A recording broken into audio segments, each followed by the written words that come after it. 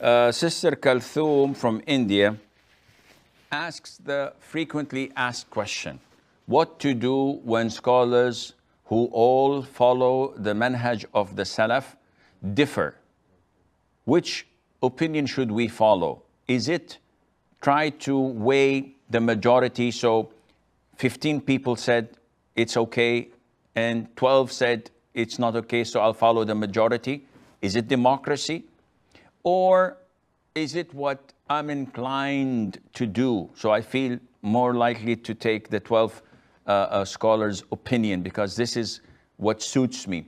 How to do? First of all, you are either a scholar by yourself, which you're not, or a student of knowledge. This means that you have a good command over the Arabic language, you know usul al-fiqh, you know tafsir of the Quran, the hadith, the fiqh, the nasikh wal mansukh, etc. All these things, but you're not yet a scholar. Or number three, you are a layman. Most likely you are the third category, a layman. In case of a layman must do taqleed. It is a must. And people would say, oh, this goes against Salafiyya. No, it doesn't.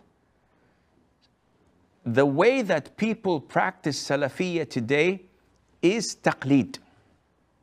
Because you get people who are non-Arabs, and when you ask them, what are you following? Which school of thought? He says, I'm a Salafi. He said, mashallah, good for you. When it comes to interpretation of the Quran or translation of the Quran, what do you do? Because you don't know Arabic. He said, I follow Sahih International, which means that you depend on the people who translated it. What happens when you come to fiqh? He said, I follow the authentication of Sheikh Al-Albani. So you are a layman doing taqleed for Al-Albani because you have zero knowledge in hadith. What about in fiqh?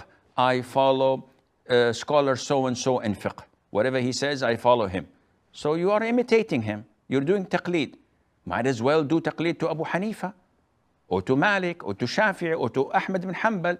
They are more prominent, stronger, more trustworthy, more accepted by the masses of the Muslims than your sheikh.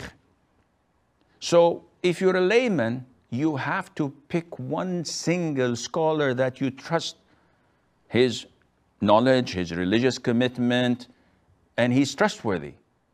And follow him, whether he is an imam of the four schools of thought or one of the followers who follow.